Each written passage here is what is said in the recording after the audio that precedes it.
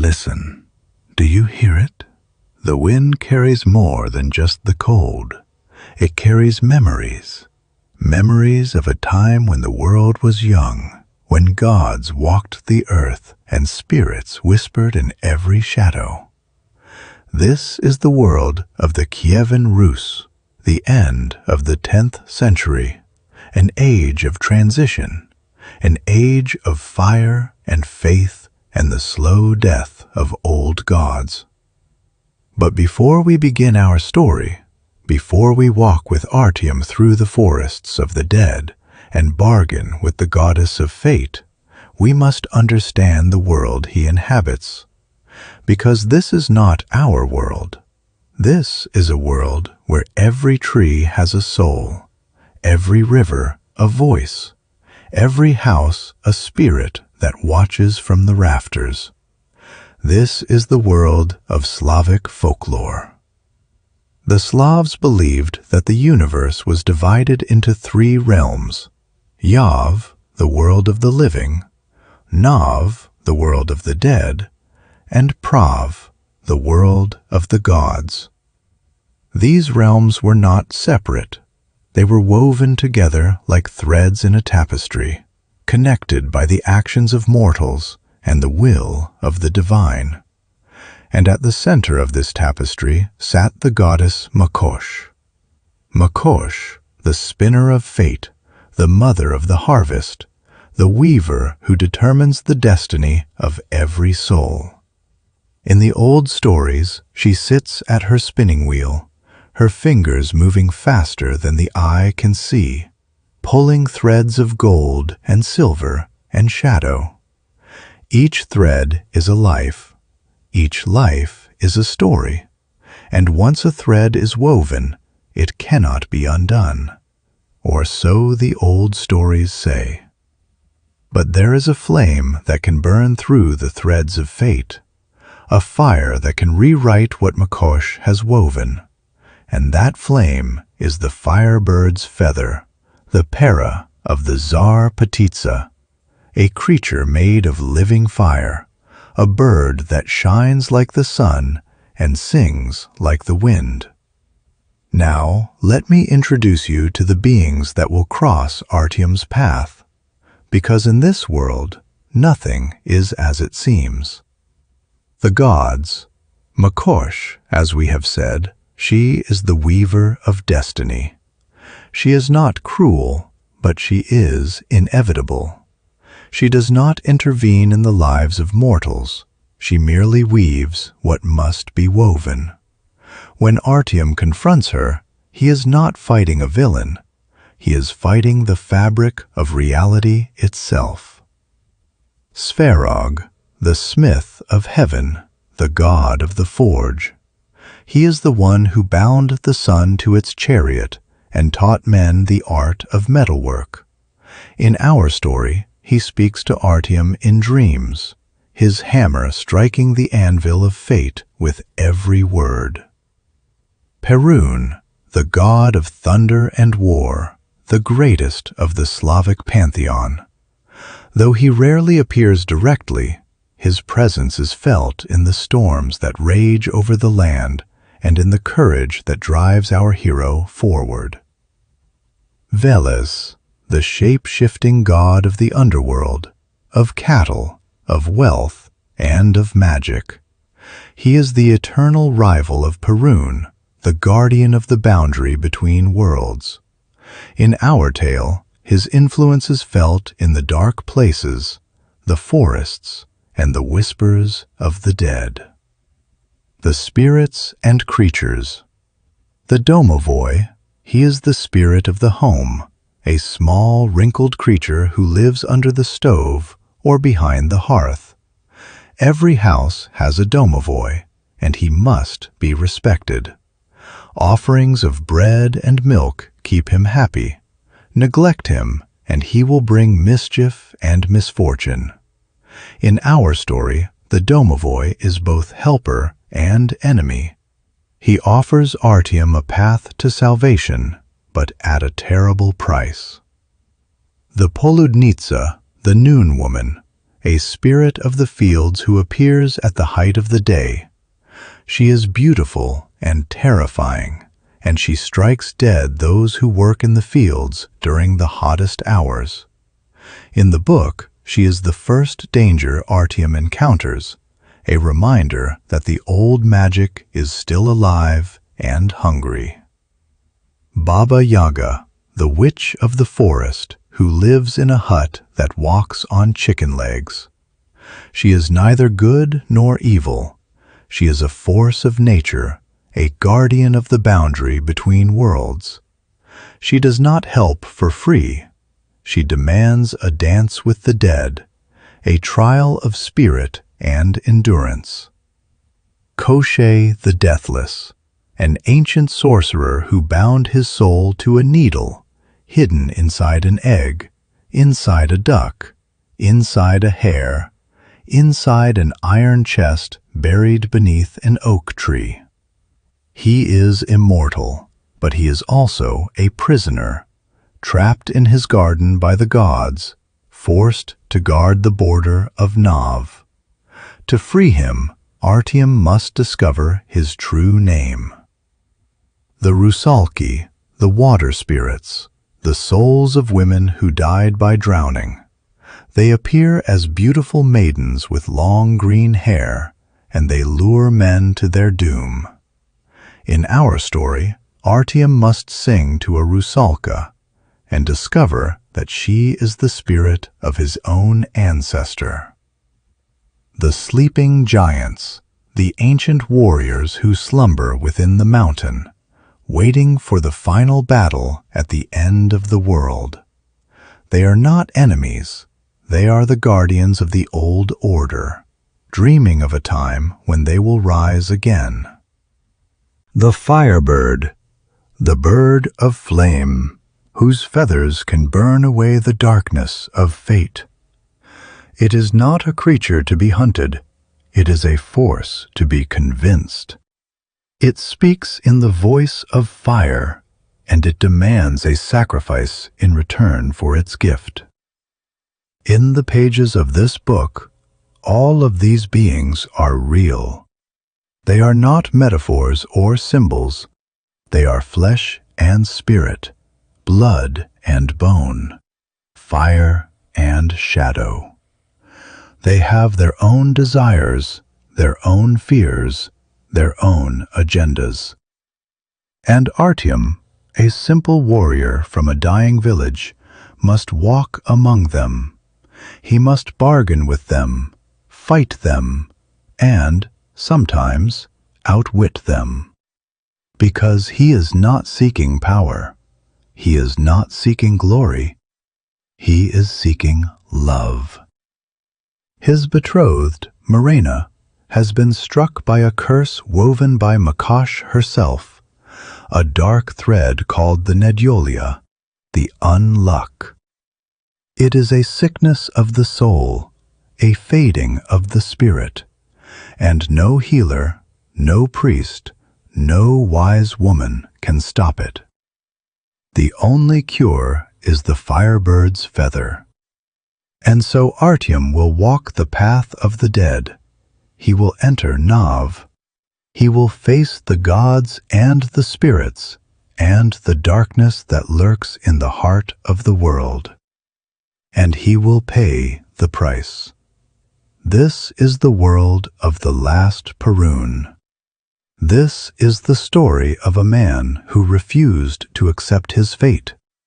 This is a tale of fire and faith, of sacrifice and hope, of the old gods and the new world that is coming to sweep them away. Welcome, listener. The night is long, the fire burns bright, and the old gods are still listening. Once, twice, 3 times. Let us begin. The Last Perun. Book 1, The Thread of Makosh. Chapter 1, Svarog's Forge. The dream always began with the hammer. It fell from the heavens like a falling star, a comet of iron and rage crashing into the anvil with a sound that split the world in two. Boom! Artyom felt it in his teeth, in the marrow of his bones, in the space behind his eyes where memories hid from the waking world. The forge was infinite. No walls, no ceiling, just an endless darkness punctured by the orange glow of a fire that had burned since before the first word was spoken. And in the center of that fire stood him, Svarog, the smith of heaven, the one who bound the sun to its chariot. Artyom had never seen his face clearly. In all the dreams, the god remained a silhouette, a mountain of muscle and beard, his arms pumping like bellows, his breath the wind that stirred the ashes of dead stars. But tonight Svarog turned, and he spoke. "Who seeks the fire shall burn." The hammer stopped. The forge fell silent. Even the flames seemed to hold their breath. "Who seeks the truth shall find death." Artyom tried to speak, tried to ask what any of this meant, but his throat was filled with smoke. He choked on prophecies he didn't understand. The god leaned closer, close enough that Artyom could smell the ozone of thunderbolts and the copper of blood on iron. Then Svarog raised his hammer one final time, and the dream shattered like glass. Artyom woke to the sound of wailing. It cut through the morning mist like a knife, that sound, a woman's cry, high and keening, the kind of cry that meant someone wasn't coming home. He sat up on his sleeping bench, the straw rustling beneath him, and for a moment he thought he was still dreaming. The world outside his window was gray and wet, a Baltic autumn creeping in on cat's feet. Then the wailing came again, and Artyom knew. He pulled on his tunic, a rough-spun thing of undyed wool, and stepped into the yard. The mud squelched beneath his boots. Those boots, cracked and patched, held together by prayer and the last of his father's leatherworking skill. His father, who had been dead 3 years now. His father, who had taught him that a man's worth was measured not in silver, but in the strength of his arm and the steadiness of his hand. Artyom had tried to live by that measure. It was getting harder. The yard was full of people. They stood in a loose circle around the well, their faces pale, their breath misting in the cold. He pushed through them, muttering apologies, and saw the body. Krasimir, the youngest of the village's hunters, barely 19 years old, with a bride 3 months pregnant and a laugh that could charm the milk from a cow. He lay on the wet ground, his face twisted in a mask of terror, his fingers curled into claws. But it was his eyes that held Artyom's attention. They were empty, not just dead, empty. Like someone had scooped out his soul and left nothing but 2 dark pits to stare at the sky. "The Poludnitsa," someone whispered. The word rippled through the crowd like a chill. She took him, in the field, at noon. Artyom's jaw tightened. The Poludnitsa, the noon woman. A spirit of the summer fields, they said, who appeared at the height of day to reap what wasn't hers. She was supposed to be a warning, a reminder not to work in the fields during the hottest hours, when the sun drove men mad and the boundary between worlds grew thin. But it was autumn now. The days were short and cold. Poludnitsa had no business in these fields. "We must burn the body," said old Yaromir, the village elder. His beard was white with frost and years, and his hands trembled as he clutched his staff. "Burn it and scatter the ashes to the four winds. It's the only way to keep her from coming back." "Burn him?" The widow's voice cracked. She was a small woman, dark-haired and hollow-cheeked, already dressed in mourning black, though the body was still warm. "You would burn my husband like a witch?" "Not like a witch, child, like a warning. The Poludnitsa marked him. Her stain is on his soul. We burn the body, we burn the stain. It's the old way." Artyom watched the argument unfold with a sickness in his stomach. He had seen this before, the fear, the superstition, the desperate clinging to rituals that no one truly believed in anymore. The village had been Christian for 3 generations now. There was a wooden church at the edge of the settlement, a small thing with a crooked cross and a priest who spoke Latin he didn't understand. And yet, when a man died in the fields with empty eyes, no one called for the priest. No one spoke of heaven or hell. They called for old Yaromir and his staff, and his talk of spirits and stains, because some fears were older than God. "Enough!" The voice cut through the morning like an axe through ice. The crowd parted, and Artyom felt his heart sink. Father Mikhail, the priest. Tall and gaunt, with a face that seemed carved from winter itself, he strode into the circle with the confidence of a man who had never doubted anything in his life. His cassock was black, his cross was gold, and his eyes were the cold blue of a frozen lake. "What is this?" He gestured at the body with disgust. "Pagan nonsense! I will not have it in my parish." The man died of a fever, a wasting sickness. There are no spirits, no demons, no Poludnitsa. There is only God's will and the devil's tricks. "With respect, Father," old Yaromir began. "There is no respect for pagan sorcery." The priest's voice rose, filling the yard.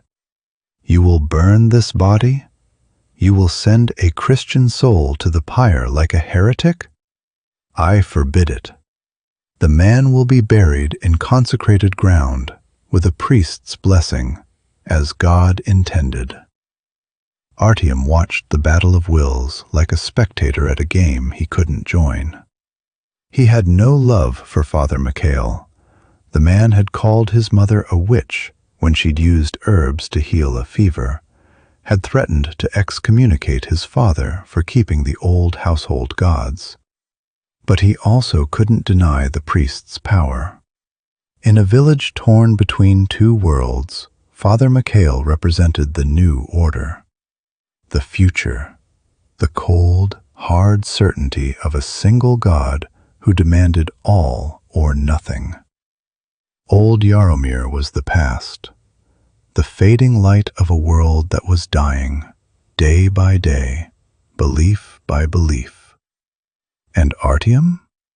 He didn't know where he stood. He had been raised with both, the cross and the hammer, the church and the grove. His mother had whispered prayers to the Virgin Mary, while his father poured offerings to the household spirits. He had taken communion and sworn oaths by Perun's thunder. He had tried to hold both worlds in his hands, like a man trying to hold water. Both worlds had slipped through his fingers. "Artyom," the voice came from behind him, soft, tired, with the rasp of someone who had been coughing for weeks. He turned, and his heart twisted in his chest. Marena. She stood in the doorway of their home. His home, their home, the small house he'd built with his own hands 2 summers ago. She was wrapped in a woolen shawl that hung loosely on her thin frame, and her face was the color of ash. Dark circles ringed her eyes that had once sparkled with mischief and laughter, eyes that now stared out at the world with the hollow look of a woman who had seen death and was waiting for him to come back. "Marena," he said, crossing to her in 2 quick strides. "You should be inside. The cold. The cold will be the death of me one way or another." She smiled, but there was no humor in it. "I heard the screaming. What happened?" He took her arm, too thin, too fragile, like a bird's wing in his hand, and guided her back inside. The house was small, a single room with a hearth at its center and a sleeping bench in the corner. Smoke curled lazily toward the roof, finding its way out through a hole that Artyom had patched 3 times and was about to patch a 4th. "Krasimir," he said quietly. "The Poludnitsa got him." Marena's face didn't change. She walked to the hearth, sank onto the wooden bench, and wrapped her hands around a clay cup of what had once been tea. It was cold now. Everything in the house was cold. "Krasimir," she repeated. "His wife, Anna, she must be devastated." Artyom didn't answer. He couldn't. Because Anna's grief, as sharp and real as it was nothing compared to the grief that sat in his own chest, growing like a cancer. Marena was dying. She had been dying for months, slowly, incrementally, like a candle burning down to its final wick. The healers had tried everything: herbs, poultices, prayers. The old women had tried their spells. The priest had tried his blessings, and none of it had worked. It was as if something was eating her from the inside, a darkness that grew with every passing day, filling her veins with shadows and her eyes with despair. "The Poludnitsa," Marena said again, her voice distant, dreamlike. "They say she takes the young ones, the ones with the strongest life. She feeds on them." "They say a lot of things." Artyom knelt beside her, taking her hands in his. They were cold, always cold, no matter how many furs he piled on her. "I won't let anyone take you." She laughed then, a small, sad sound that made his heart ache. "You can't stop death, Artyom. No one can. Not even you." "I can try. That's what I love about you." She squeezed his hands, and for a moment her eyes were the old eyes, bright, warm, full of life. "You never stop trying, even when there's nothing to try for." He wanted to tell her that she was wrong, that there was always something to try for, that he would go to the ends of the earth, to the bottom of the sea, to the gates of heaven and hell themselves, if it meant she would live. But he said nothing, because promises were easy. Keeping them was the hard part. Outside, the argument continued. Father Mikhail had won, as he always did. Krasimir's body was being prepared for burial in the churchyard, with a Christian service and a Christian priest and all the proper rites of a Christian death. Artyom listened to the sounds of preparation, the hammering of wood, the low murmur of prayers, and felt a chill that had nothing to do with the cold. The Poludnitsa didn't just take people. She took them because they had crossed her path, because they had been unlucky, because there was a crack in the world, a place where the old magic bled through, and they had stumbled into it. Marena was dying because of a crack in the world, a dark thing that had reached up from the earth and wrapped itself around her soul. He knew this, not because he was a healer or a priest or a scholar. He knew it because he had seen the signs, the way the fire flickered when she walked past, the way the shadows seemed to gather around her, even in the middle of the day, the way the words of the old women had failed, one by one, until even the most powerful of them had shaken her head and said, "I cannot help her. This is not a sickness of the body. It is a sickness of the soul."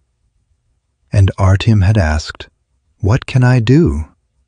The old woman, Nadia, the last of the village's true wise women, a bent crone with eyes like chips of flint, had looked at him with something approaching pity. "There is one thing," she had said, "but it is not for the faint of heart. It is not for the faithful. It is not for men who want to keep their souls intact. Tell me." The firebird's feather, the para of the Tsar Petitsa. If you can bring it to her, if you can place it on her heart, it will burn away the darkness. It will sew her thread back together. "And how do I find this feather?" Nadia had smiled then, a terrible smile. "You walk the path of the dead. You enter the world of the old gods, the gods who still remember how to answer prayers. You pass through the gates of Nav, and you find the mountain of the sleeping giants, and you ask Svyatogor to show you the way. And if he refuses, then you will not come back." Artyom thought about that conversation now, as he sat beside Marena's sleeping form. She had drifted off, her breathing shallow, her face pale as the winter sky. He watched her chest rise and fall, listened to the faint rattle in her lungs, and felt a rage building inside him that had nothing to do with Father Mikhail or the Poludnitsa or any of it. He was angry at the world, at the gods, at himself, because he had made promises he couldn't keep, and now he was going to have to break them. "I'll find it," he whispered to her sleeping form. "I'll find the feather. I'll burn the darkness out of you, and then we'll be together, forever." She didn't answer. She couldn't, but somewhere in the shadows of the room, something moved. Something small and dark and full of ancient knowing eyes.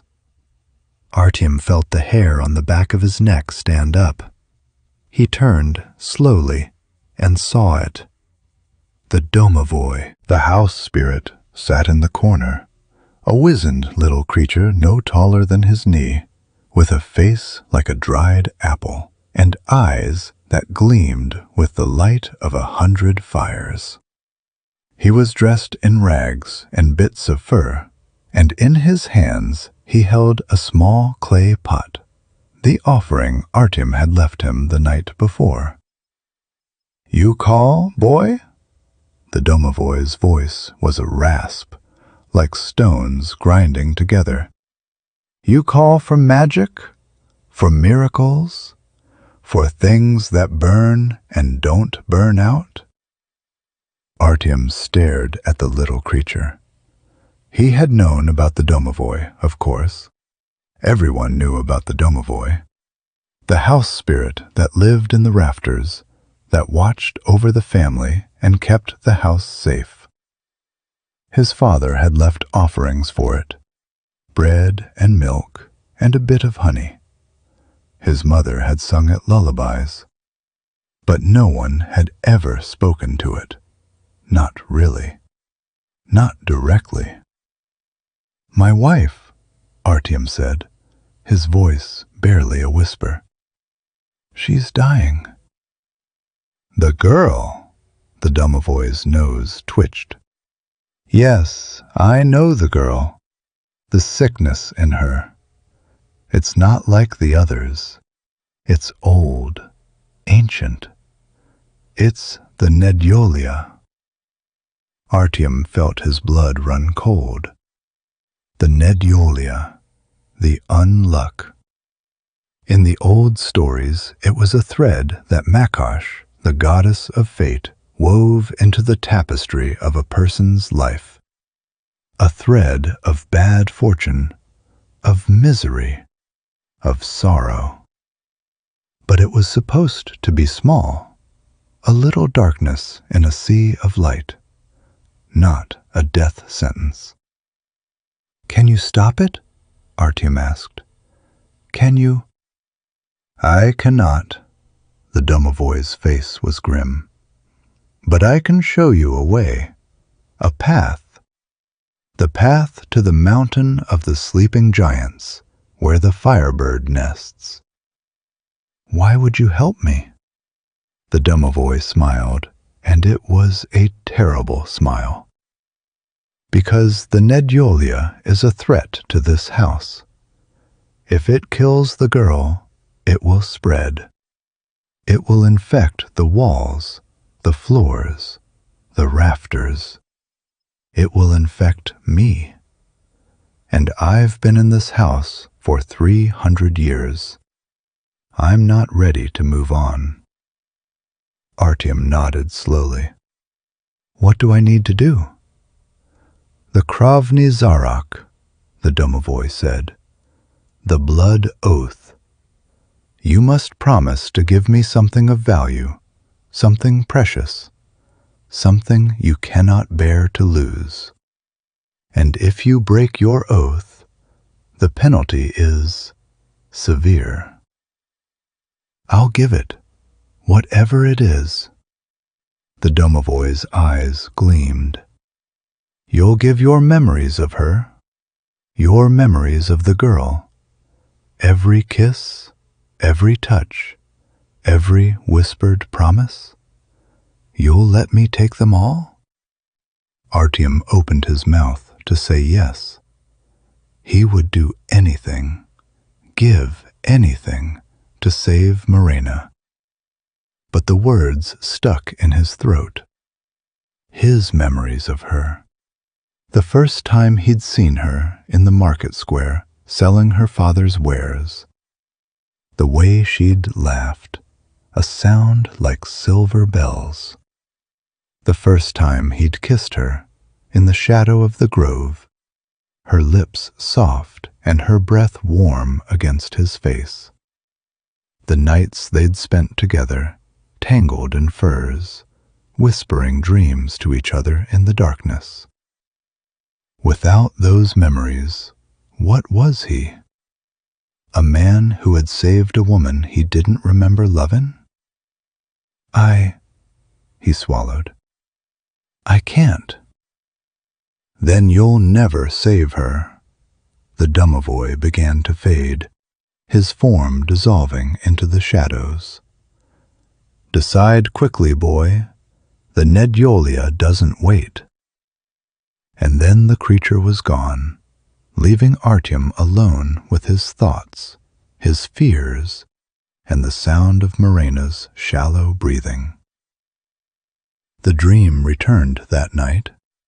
Sverog was waiting for him, standing in the forge of darkness with his hammer raised and his eyes burning like twin suns. You seek the fire, the god said. You will burn. You seek the truth. You will find death. But if you are willing to pay that price, if you are willing to burn for her, to die for her, I will show you the way. I'm willing, Artyom said. I'll do whatever it takes. Foolish child, Sverog shook his head. You don't understand what you're offering. You don't understand the cost. The Firebird's feather is not a cure. It is a trial, a test. And if you fail, you will spend eternity wandering the wastes of Nav, a lost soul with no hope of redemption. I don't care. Then go. Sverog lowered his hammer, and the forge opened behind him, revealing a path that stretched into the darkness. Go and find the lady of the household. She will guide you. But remember, Artyom, the dream shattered. The forge, the god, the path, all of it dissolved like mist. Artyom woke in the darkness of his own home, Marena's hand cold in his. Remember, Sverog's voice echoed in his mind. Remember, or you will burn. Chapter 2. Pale Marena. The sun rose over the village like a blessing, thin and watery through the clouds.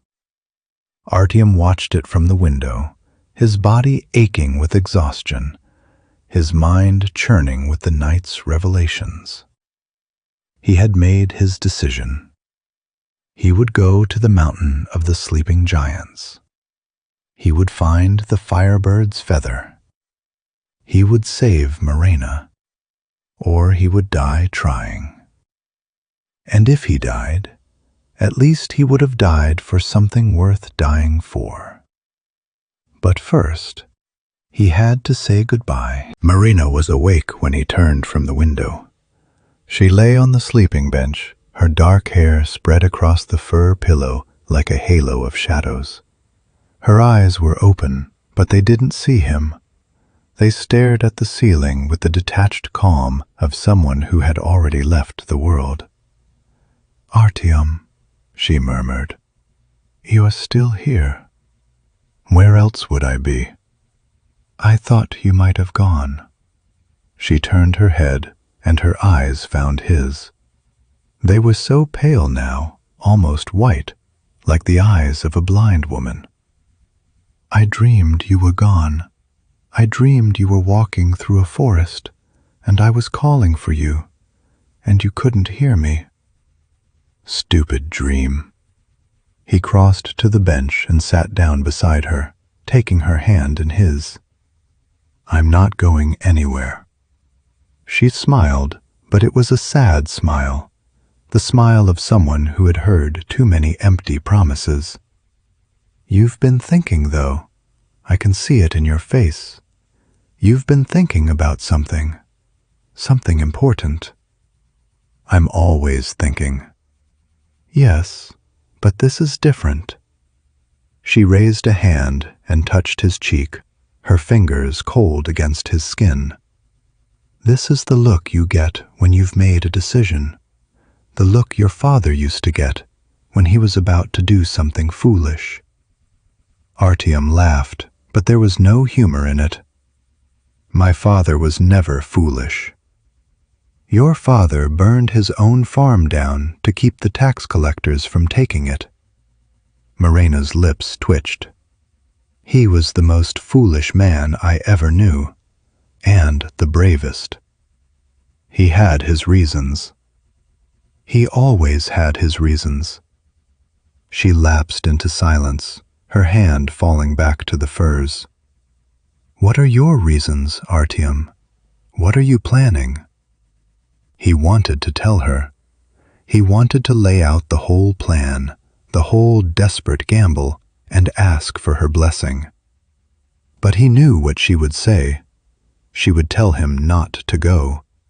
She would tell him that no price was worth paying, that no quest was worth the risk, that she would rather die than see him dead. And he couldn't bear to hear that. Not now. Not when he had finally found a path. I'm not planning anything, he said.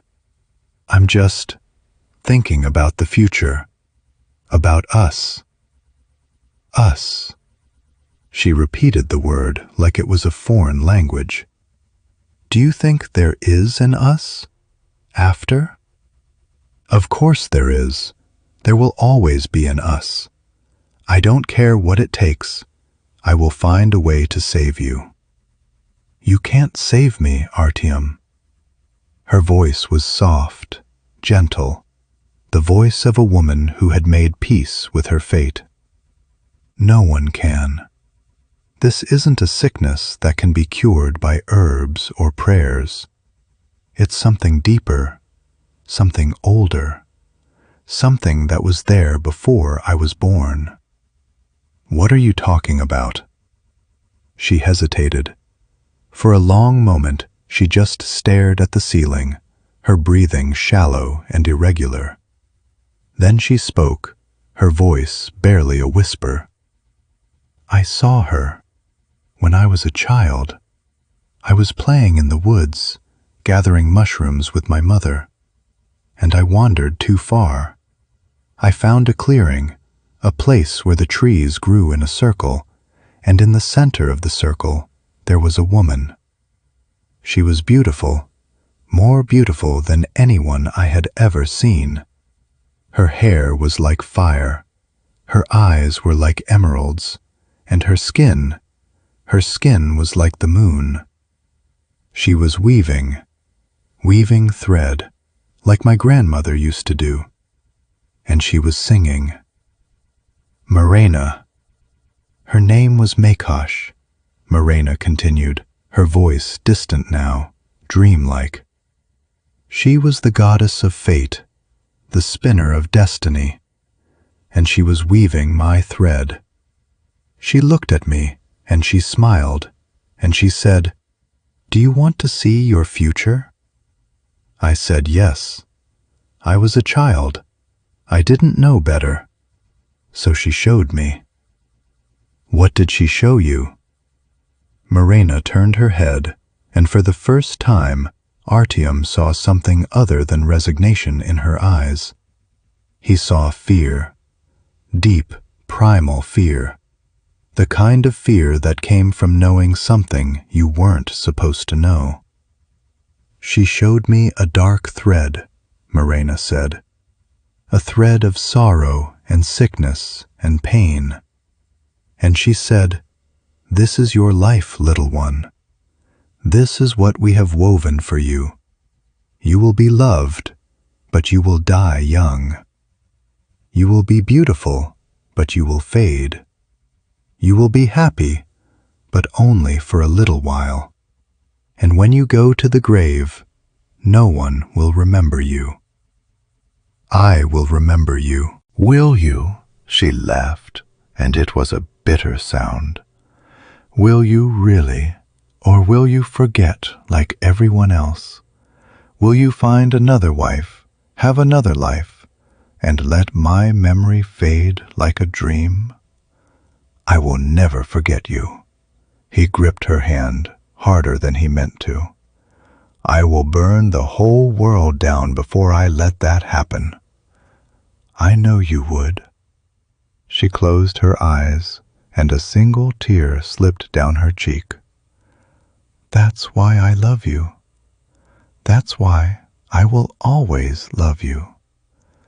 But love isn't enough. Love can't break the threads of fate. Maybe not. Artyom's voice was fierce. But the Firebird's feather can, I've been told. It can burn away the darkness, can sew your thread back together. I will find it. I will bring it to you, and when I do... What are you talking about? Her eyes snapped open, and they were sharp, suddenly. The sharp eyes of the woman he had fallen in love with. The Firebird's feather? You can't be serious. That's a myth, a fairy tale. So was the Poludnitsa, he said, and she killed Krasimir yesterday. Marena stared at him, her face pale in the dim light of the hut. Then she laughed again, a short, sharp sound, like the barking of a fox. "You're going to get yourself killed," she said. "You're going to walk into the woods chasing a bird that doesn't exist, and you're going to die. And I'll be here, dying alone, waiting for you to come back. Better than sitting here and watching you fade." "Artyom." "I made a promise." He knelt beside her, his hands on her face, his forehead pressed to hers. "I made a promise to love you, to protect you, to never let anyone or anything take you from me. I intend to keep that promise, even if it kills me." She was silent for a long moment. Then, softly, she said, "You're a fool." "I know. A beautiful, stubborn, impossible fool." "I know that too." "I won't forgive you if you die." "You won't have to, because I'm coming back." He kissed her forehead, her cheeks, her lips. "I swear it. I will come back, and you will be cured, and we will live together as long as the gods will allow." "Promise me something else." Her voice was thick with tears. "Promise me that if you don't find it, if you find nothing but death, you'll come back anyway. You'll come back and hold me as I go. That's all I ask. That's all I've ever asked." "I promise." He held her for a long time after that, feeling the faint beat of her heart, the shallow rise and fall of her breath. He memorized the smell of her hair, the softness of her skin, the way her voice cracked when she said his name. Then, when she had fallen asleep again, he stood up and began to pack. The Domovoi was waiting for him at the threshold. "You've made your choice, then?" It was a statement, not a question. "The girl's memories? You'll give them to me?" "I can't give you all of them," Artyom said. "I won't. I refuse to forget her." The Domovoi's face darkened. "A bargain is a bargain, boy. If you go back on your oath—" "I won't. I'm not going back on it. But I need something else, something you can give me in return for the memories. If you can help me find the Firebird's feather, I'll give you something even more precious, something I've never given anyone." What could that possibly be? Artyom hesitated. Then he reached into his tunic and pulled out a small pouch, leather and worn, the string tied with a knot that had held for 20 years. "My father's hammer," he said. "The one Sverog blessed before he died. It's the only thing I have left of him. It's worth more to me than my memories, more than my life." The Domovoi's eyes widened. It reached out a trembling hand, then stopped, pulling back like a child trying not to touch fire. "That hammer," it said, its voice reverent. "I saw it forged. I was there, in the house of your father's father, when the hammer came down. I helped him shape it. It stopped, swallowed hard. "How did you know?" "I didn't. But I know what it means to you, and I know what you'll give me in return." The Domovoi nodded slowly. "You'll give me the hammer, and I'll give you the path. The true path, the one that leads through the gates of Nav and into the world of the old gods. Done. Done. They shook hands, man and spirit, and Artyom felt a chill run down his spine. It felt like a bargain with death, like a pact with the devil. But the devil was his only hope now. The journey began at dawn. Artyom left the village with nothing but a pack on his back, a sword at his hip, and the echo of Marena's last words in his ears. The Domovoi had given him a map, not a paper map, but something older, something woven from shadows and the memory of forgotten roads. Follow the path of the ravens, the spirit had said. They will lead you to the grove of the lost. There you will meet the keeper of the gate. She will tell you what to do next. The ravens were easy to follow. They gathered on the branches of dead trees, watching him with their dark, intelligent eyes. They cawed and called, guiding him through the forest, through fields and swamps and hills. The village grew smaller behind him. He crossed the boundaries of the known world, passing through places he had never visited, never even heard of.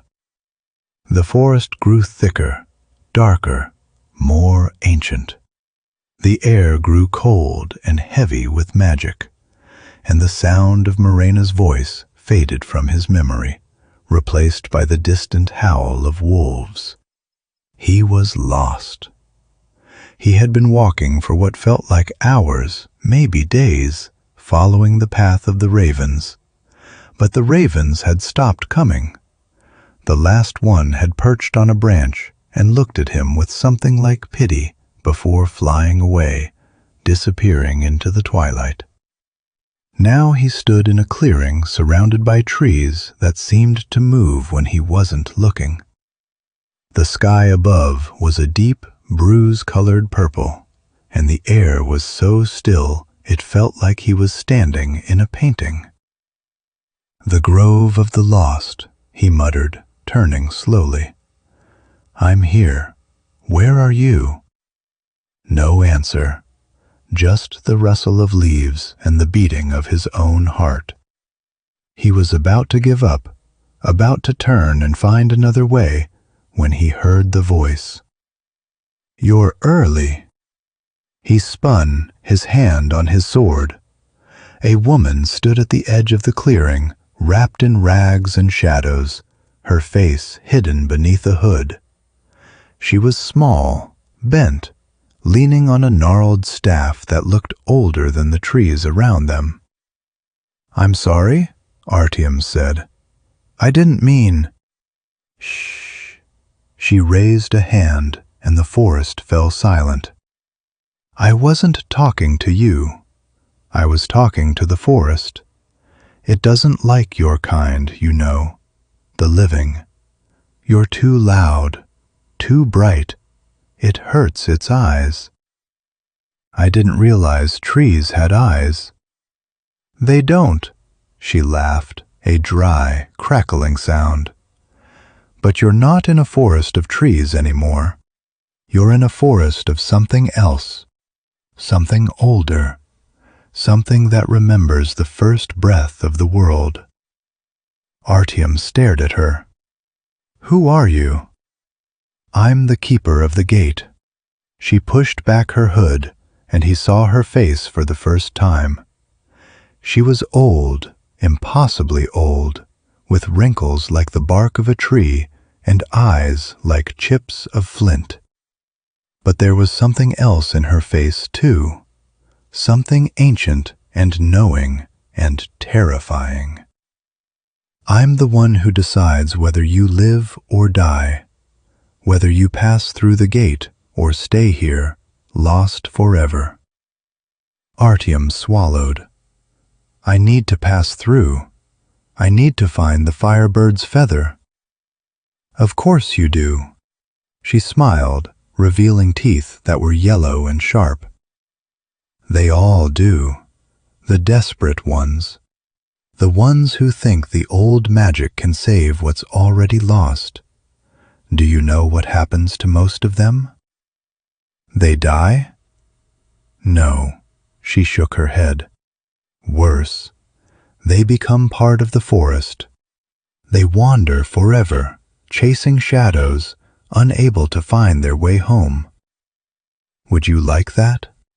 Would you like to spend the rest of your existence chasing a dream? No, but I'll risk it.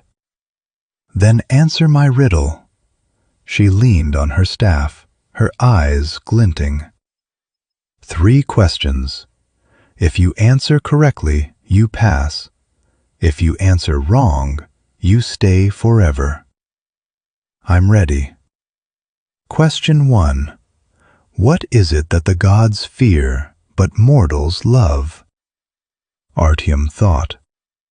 Death? No, the gods don't fear death. They are death. Try again. He racked his brain. What could the gods possibly fear? What was powerful enough to scare beings that controlled the wind and the sun and the tide? Love, he guessed. They fear love because it makes men do foolish things? The keeper laughed. No, but that's a good guess. Try again. Artyom closed his eyes, searching for the answer. His mind drifted to Marena, to the look on her face when she'd talked about Makosh and the thread of fate, to the way she'd said, "Love isn't enough." And then he understood. Hope, he said. The gods fear hope, because it makes mortals believe in impossible things. The keeper's smile widened. Correct. Question 2. What is it that breaks but never heals? A promise, he said immediately. A broken promise. Correct again, she nodded, and her eyes gleamed with something like approval. Question 3. And this is the hardest one. What is it that burns but never burns out? He opened his mouth to answer, but the words wouldn't come. What burns but never burns out? Fire? No, fire burned out eventually. The sun? The sun was a god, not a thing. The Firebird. The feather. Love, he said finally. Love burns, but never burns out. Not if it's real. The keeper was silent for a long moment. Then she laughed, a deep, full-throated laugh that echoed through the forest. Out of the mouths of desperate men, she said, "You've passed the test. You may enter the gate." How do you know I'm right? You didn't say I was right. I didn't have to. You answered with your heart. The correct answer is always the one that comes from the heart. She stepped aside, and the forest parted behind her, revealing a path that led into the darkness. Artyom could see nothing beyond it, no light, no sound, no sign of life. This way, she said, to the mountain of the sleeping giants, to the Firebird's nest, to the end of all things and the beginning of something new. He stepped forward, his heart pounding in his chest. "Good luck, boy," she called after him. "You'll need it." The path was long and dark. Artyom walked through a tunnel of trees and shadows, his footsteps echoing on the ancient ground. He felt the presence of things in the darkness, things that watched him, waited for him, hungered for him. But he didn't stop. He couldn't stop. Marena was waiting for him. Marena was dying, and nothing, not the dark, not the fear, not the gods themselves, could stop him from saving her. He walked for what felt like hours, days, weeks. The sun never rose, the moon never set. Time was meaningless in this place, a loop of endless darkness and endless hope. And then, finally, he saw the light. It was small at first, a pinprick of gold in the distance. But as he walked, it grew, brightening until it filled the horizon. The mountain of the sleeping giants. He had found it. Chapter 3. The Mountain of the Sleeping Giants. The light was not a fire. It was a presence, a golden shimmer that hung in the air like dust motes dancing in a sunbeam. Except there was no sun, no beam, nothing but the eternal twilight of this cursed place. Artyom stood at the base of the mountain, his legs trembling from days of walking, his throat raw from thirst, and he stared at the impossible thing before him. The mountain of the sleeping giants rose from the earth like a clenched fist, its peak lost in a swirl of clouds that moved against the wind. Its slopes were not rock, but something else, something that looked like petrified flesh, veined with silver and shot through with cracks that glowed faintly from within. And everywhere, everywhere, there was the sound of breathing. Deep, rhythmic, like the bellows of 1,000 forges. They're asleep, Artyom thought. The giants, they're sleeping inside the mountain. He took a step forward, and the ground shuddered beneath his feet.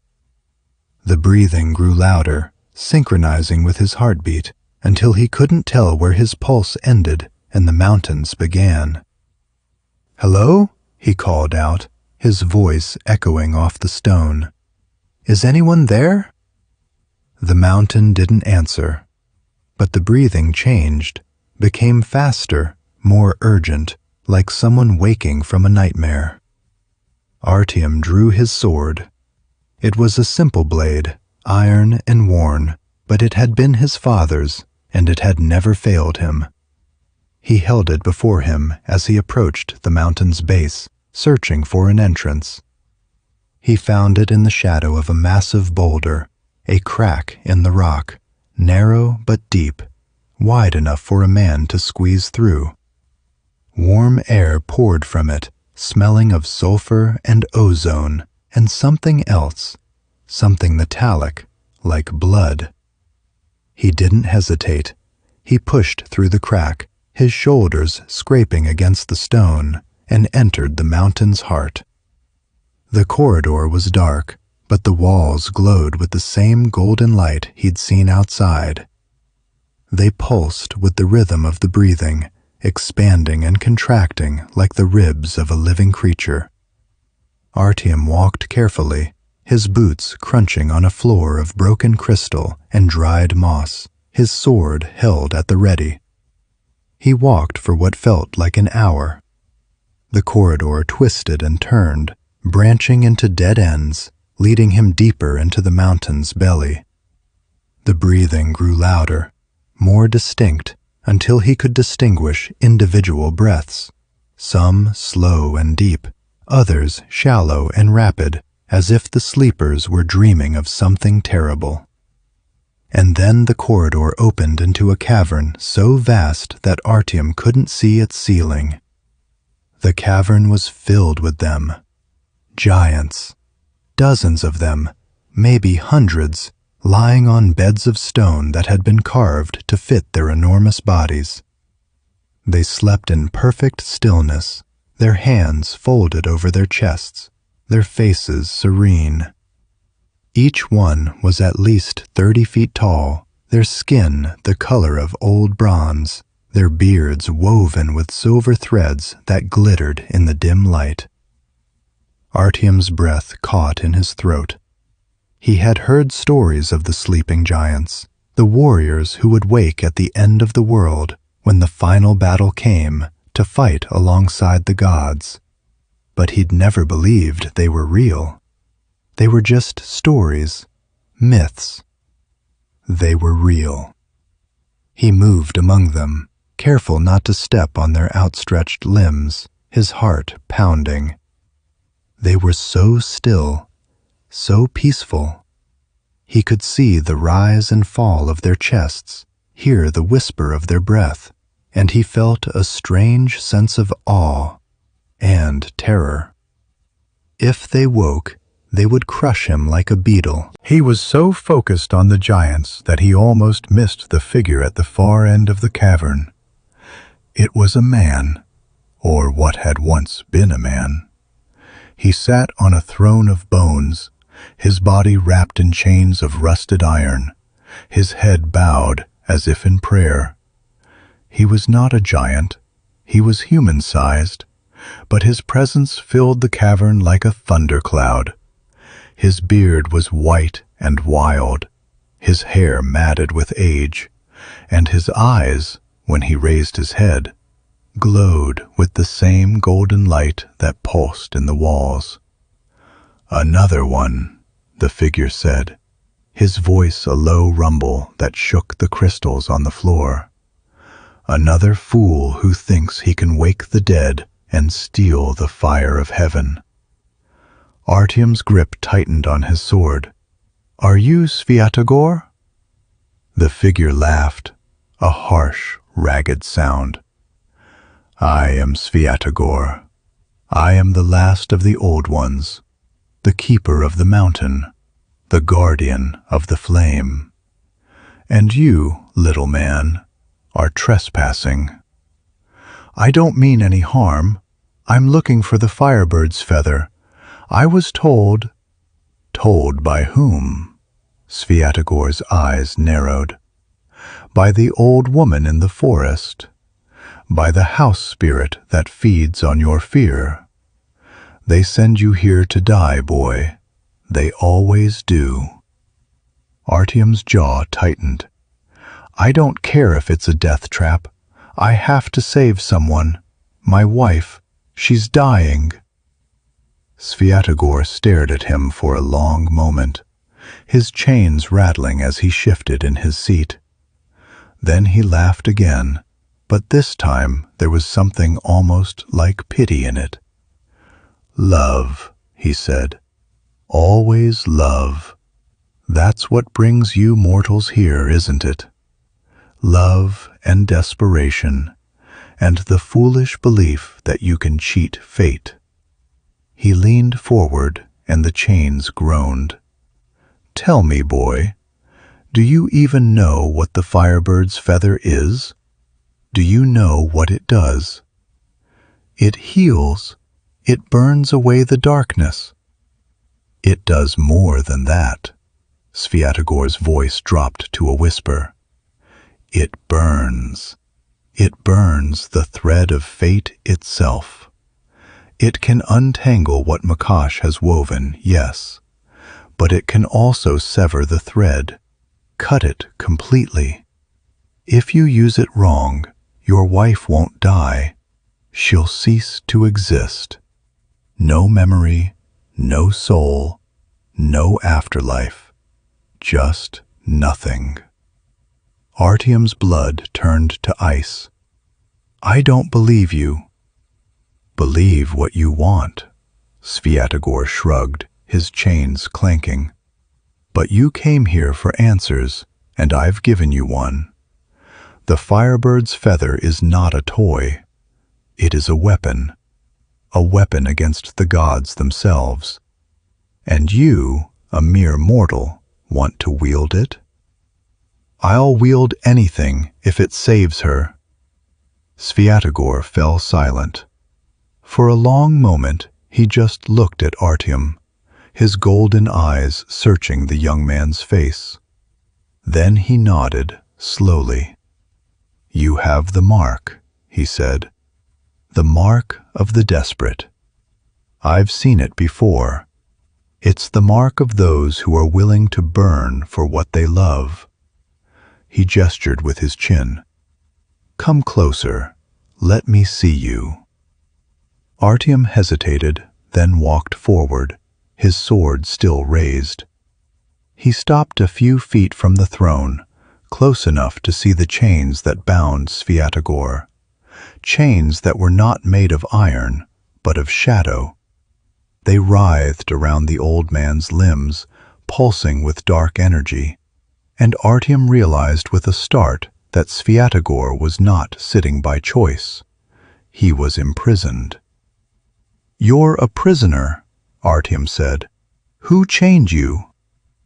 The gods. Sviatogor spat the word like a curse. They bound me here because I knew too much. Because I remembered. They wanted to forget, you see. Forget the old wars, the old gods, the old magic. So they put me in chains and buried me in this mountain and told the world that Sviatogor was dead. But I'm not dead. I'm just waiting. Waiting for what? Sviatogor smiled, and it was a terrible smile. Waiting for someone stupid enough to free me. Artyom swallowed. I didn't come here to free anyone. I came for the feather. Of course you did.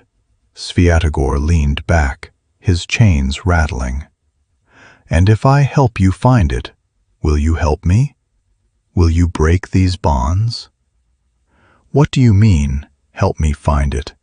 You know where it is? Sviatogor laughed again. I am the mountain, boy. The mountain is me. I know everything that happens within its skin.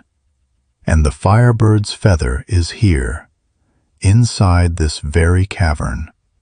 But it's not a feather you can just pick up and carry away. It's a flame, a living flame that chooses its bearer. And it will only choose someone who has passed through the three kingdoms, Prav, Yav, and Nav, the realms of gods, men, and the dead. Artyom's heart sank. I've already passed through Yav, the world of men. I'm standing in it now. What about the others? Prav is the realm of the gods. You haven't been there. Nav is the realm of the dead. You haven't been there either. Sviatogor shook his head. You've barely started your journey, boy. The path to the feather is long, and it's filled with things that will test your mind, your body, and your soul. You'll have to face the Poludnitsa, the Rusalki, the Koschei, and the dying grove. You'll have to dance with the spirits of your ancestors and bargain with the crone at the crossroads. And even then, when you finally reach the heart of Nav, you'll have to convince Makosh herself to let you rewrite a thread of fate. Artyom felt the weight of Sviatogor's words pressing down on him. It seemed impossible. It was impossible. But he had no choice. Tell me how to get there, he said. Tell me the way. Sviatogor studied him for a long moment.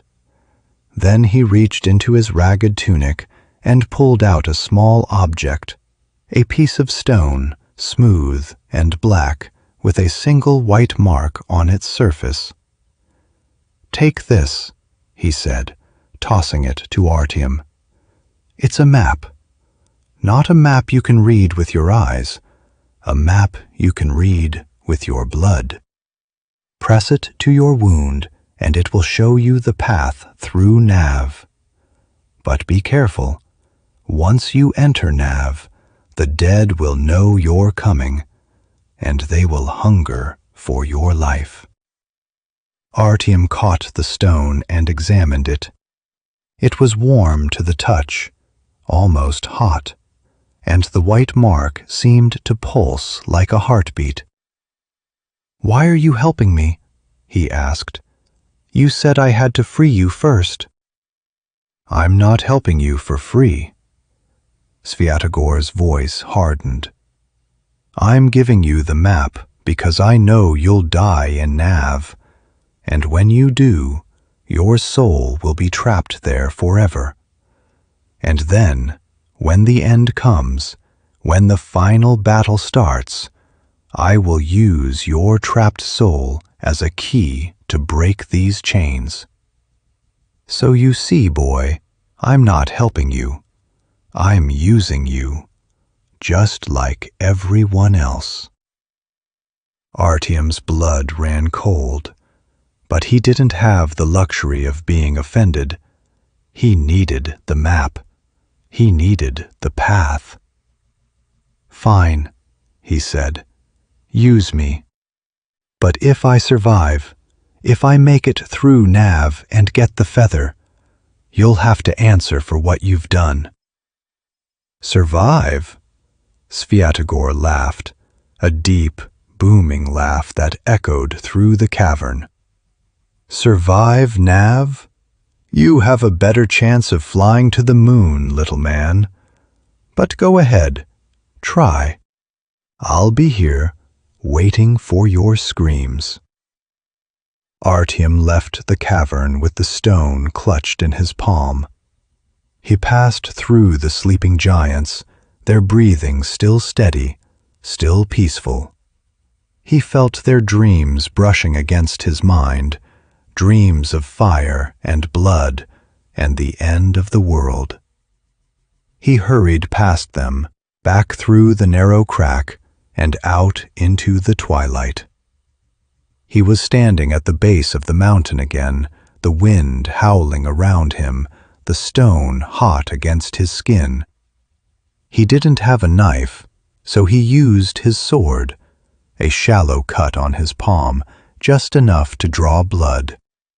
He pressed the stone against the wound, and the white mark flared to life, burning white hot.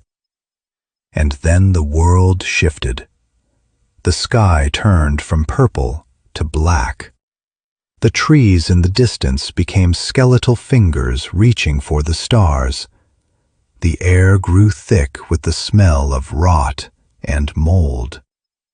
And Artyom saw, written in the darkness before him, a path made of bones and ashes, leading into a forest that had not been there a moment before.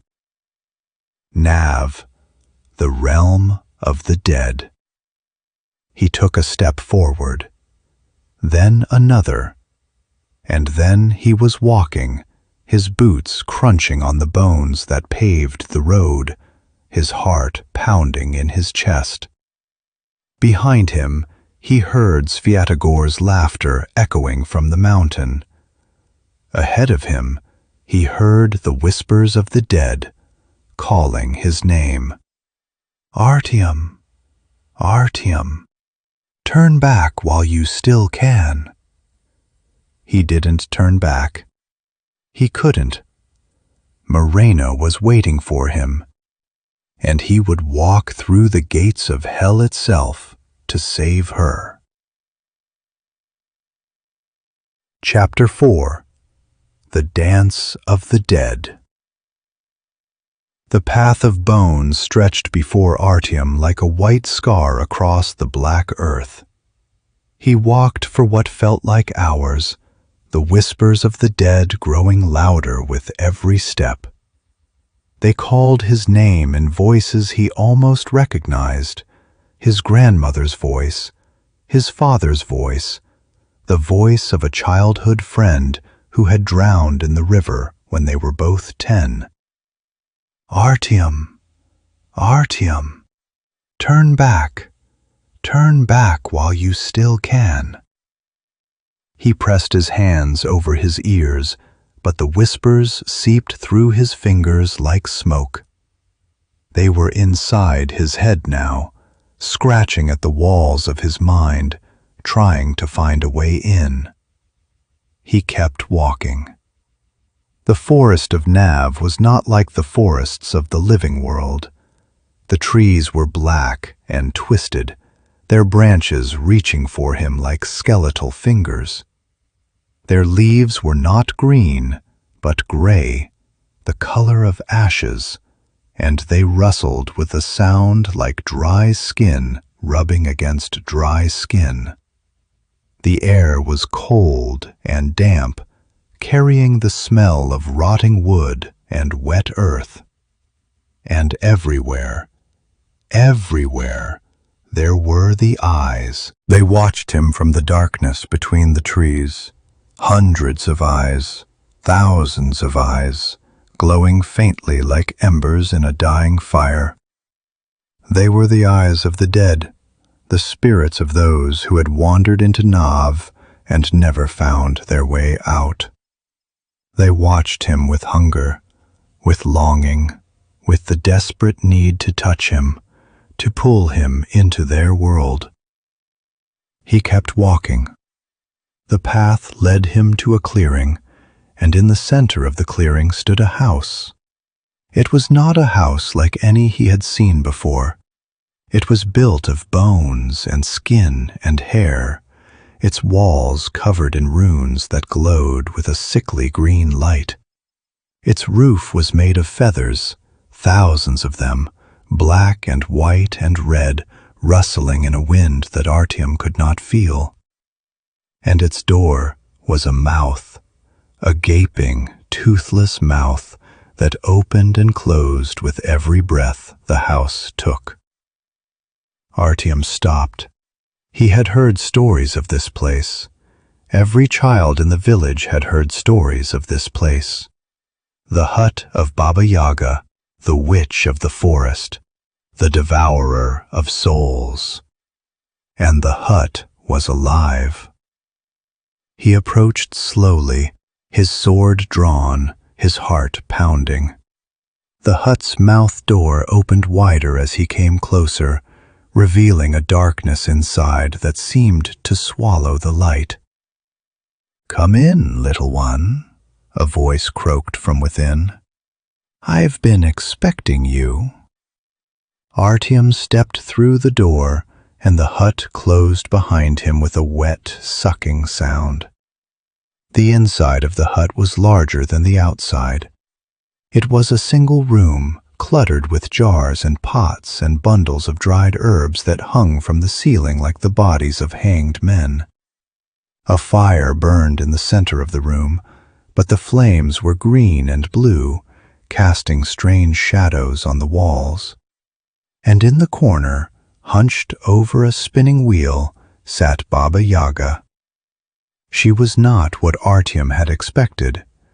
In the stories, she was a crone with a nose like a beak and teeth like needles.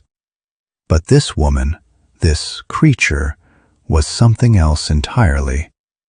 She was ageless, her face both young and old at the same time, her skin smooth as silk in one moment and wrinkled as bark in the next.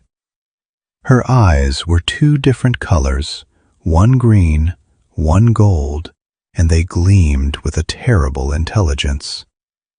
She was spinning thread, but not ordinary thread. This thread was made of light, of starlight and moonlight and the faint glow of distant fires.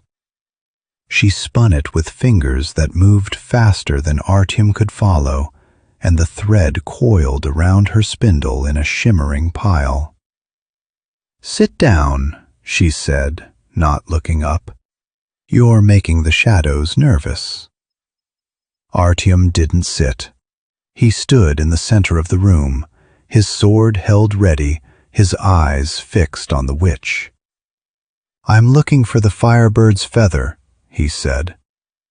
"Svyatogor said I had to pass through the three kingdoms, Prav, Yav, and Nav. I'm in Nav now.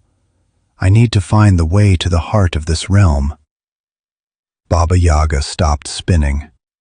She looked up at him, and her eyes, those two different colored eyes, seemed to see through him, past him, into the depths of his soul. "You need more than the way," she said. "You need permission. The dead don't welcome the living, boy. You're like a candle in a room full of ghosts, bright, warm, tempting. They will try to snuff you out. Then I'll fight them." "Fight them?" She laughed, a sound like breaking glass. "You can't fight the dead. You can only dance with them." "What do you mean, dance?" "Exactly what I said." She stood up from her spinning wheel, and Artyom saw that she was taller than him, much taller, her body stretching and twisting until she filled the room. "You think the dead want to hurt you? No, no, no. They want to join you.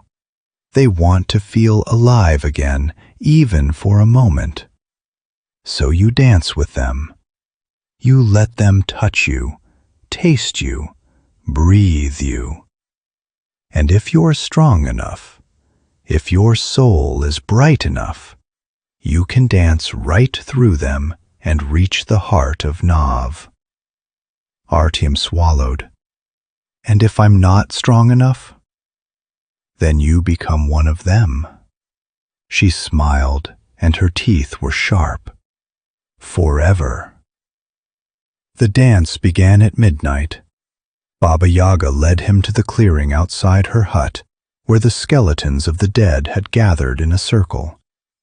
They were not whole skeletons. Some were missing arms, others legs, others heads. But they moved with a terrible grace, their bones clicking and clacking in time with a music that Artyom could not hear. "Dance with them," Baba Yaga commanded. "Dance until dawn. And if you survive, I'll tell you how to find Koschei."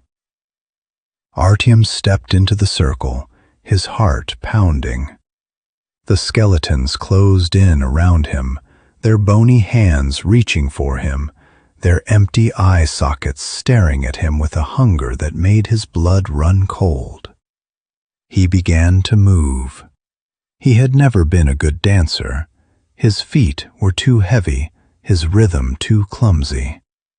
But something pushed him forward, something ancient and primal, and his body began to sway in ways it had never swayed before. The skeletons danced with him. They whirled and spun, their bones rattling, their hollow mouths opening and closing in silent laughter. They touched him, cold hands on his shoulders, his arms, his waist, and he felt a chill seep into his bones, a cold that was not of the body, but of the soul. "Dance," he told himself. "Keep dancing. Don't stop. Don't ever stop." He danced through the night. The stars above him moved in strange patterns. The moon waxed and waned in a single hour, and the skeletons danced on, relentless, tireless, hungry. And then, just before dawn, he saw her.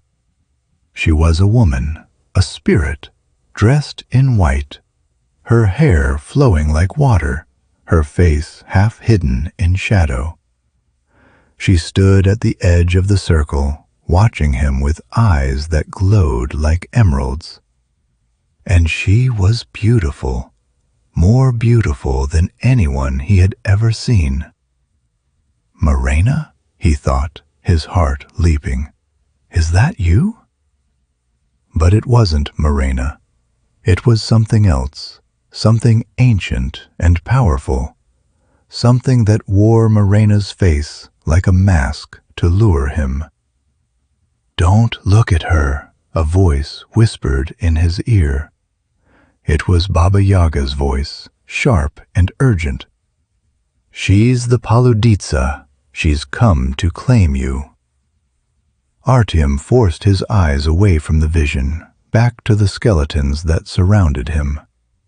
He kept dancing, his body moving with a rhythm that was not his own, his soul burning with a determination that defied the cold. And then the sun rose. The skeletons froze, their bones crumbling to dust. The Poludnitsa screamed, a terrible, piercing scream, and vanished into the morning mist. And Artyom collapsed to the ground, his body racked with exhaustion, his soul barely intact. When he opened his eyes, Baba Yaga was standing over him. "You survived," she said. "Barely, but you survived." He couldn't speak, he could barely breathe, but he managed to nod. "Then you're ready to face Koschei."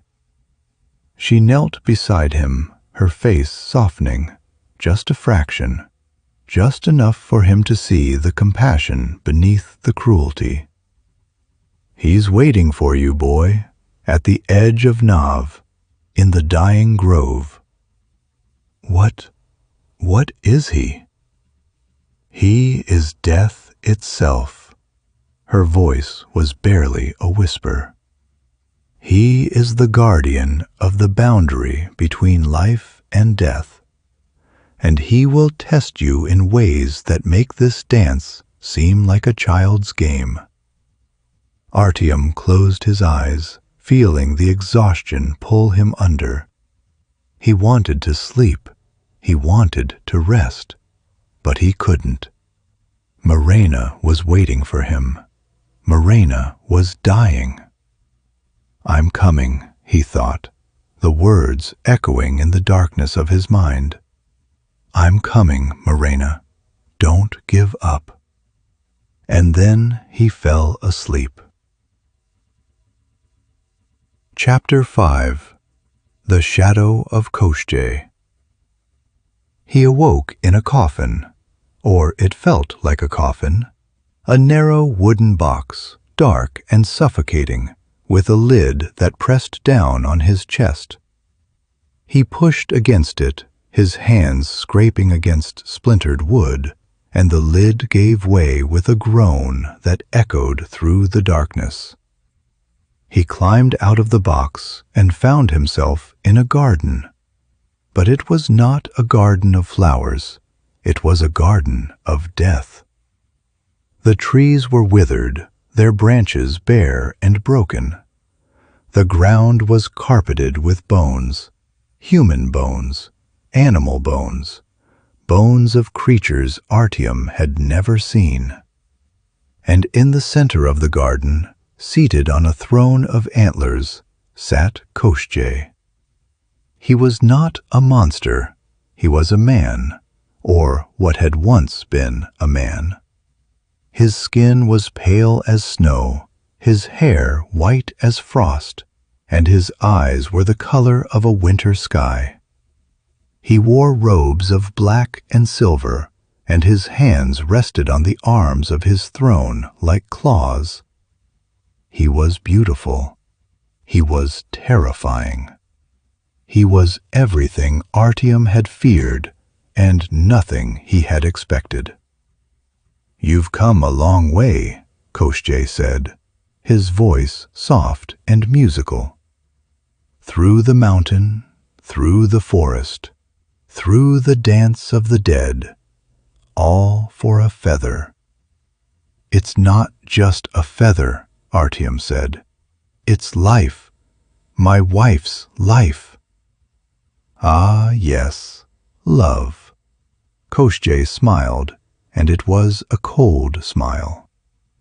"That's always the excuse, isn't it? I did it for love." And yet, what is love but a cage? A cage of flesh and blood, and the desperate fear of being alone. I don't care what you think love is. I'm not here to debate philosophy. I need the Firebird's feather. Baba Yaga said you could help me. And she was right. Koschei rose from his throne, his robes flowing around him like shadows. But I don't give anything for free. I ask a price, a small price, really. Just a word, a single word. What word? The word that will set me free. Koschei stepped closer, his eyes boring into Artyom's soul. You see, I was cursed long ago, cursed by the gods themselves. My soul is trapped in this garden, bound to this throne, unable to taste the sweetness of life or the bitterness of death. I am a prisoner, just like Sviatogor, but unlike him, I can be freed. And you, little man, have the power to free me. What do I have to do? Just say my name. Say it 3 times, and my chains will shatter. Say it 3 times, and I will walk free. Artyom stared at him. And then you'll give me the feather? Koschei laughed, a sound like breaking glass. Oh, I'll give you more than the feather. I'll give you everything you've ever wanted. Power, wealth, immortality. Your wife will never die. You will never die. The world will be yours for the taking. Artyom felt the temptation curling around his heart like a snake. Immortality, wealth, power, everything he had ever dreamed of. But he wasn't a fool. He had heard the stories. Koschei was a trickster, a deceiver, a lord of lies.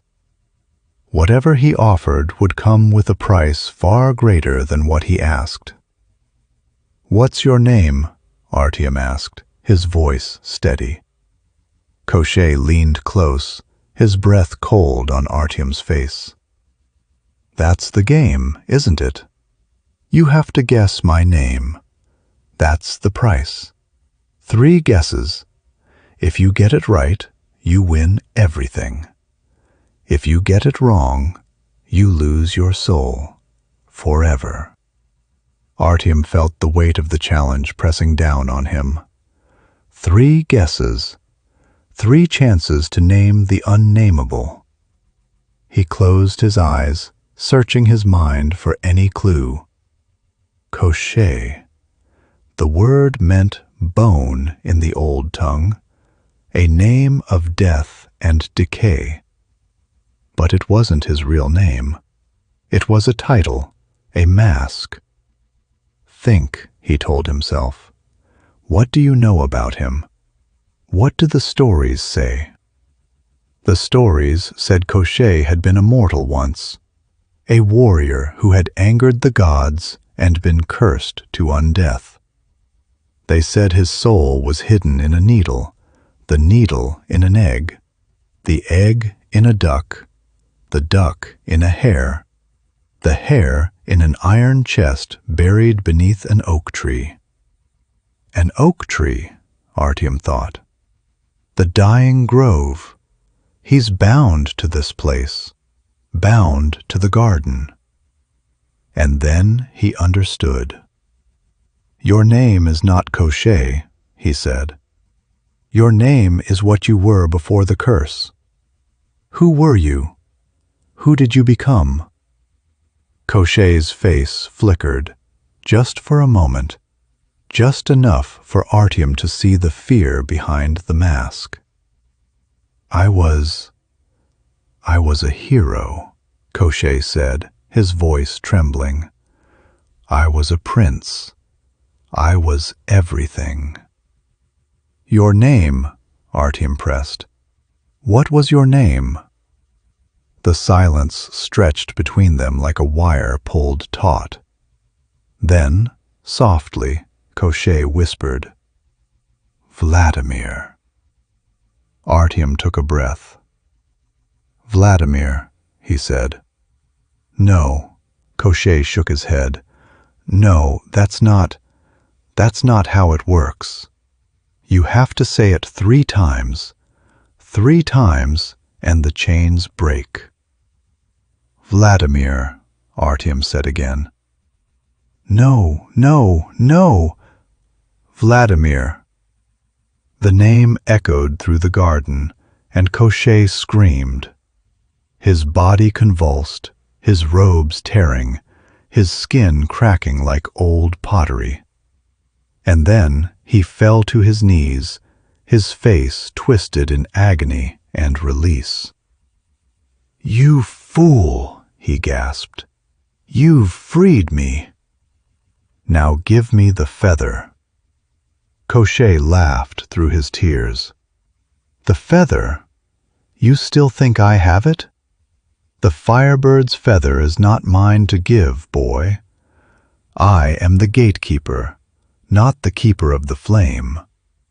The Firebird nests in the heart of Nav, at the edge of the dying grove, where Makosh weaves her threads. You want the feather? You have to face her. Makosh, the goddess of fate, the spinner of destiny." Artyom felt his heart sink. He had come so far, endured so much, and now he had to face a goddess? "Where is she?" he asked. "How do I find her?" Koschei pointed to the edge of the garden, where the trees grew thick and dark. "Through the grove, past the oak where my soul once hid. She waits for you there, boy, and she will test you in ways you cannot imagine." Artyom turned and walked toward the grove. Behind him, Koschei's laughter echoed through the garden, growing fainter with each step. The dying grove was not dying. It was dead. The trees were gray and brittle, their branches snapping at the slightest touch. The ground was cracked and barren, no grass, no moss, no sign of life anywhere. And in the center of the grove, sitting on a throne of woven willow, was Makosh. She was not what he had expected.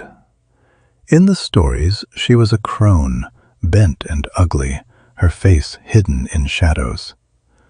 But this woman, this goddess, was beautiful. Her hair was black as midnight, threaded with silver and gold.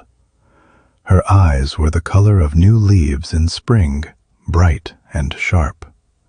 And in her hands she held a spindle of pure light, spinning thread that seemed to stretch into infinity. "Artyom," she said, her voice soft as silk. "I've been waiting for you. You knew I was coming?"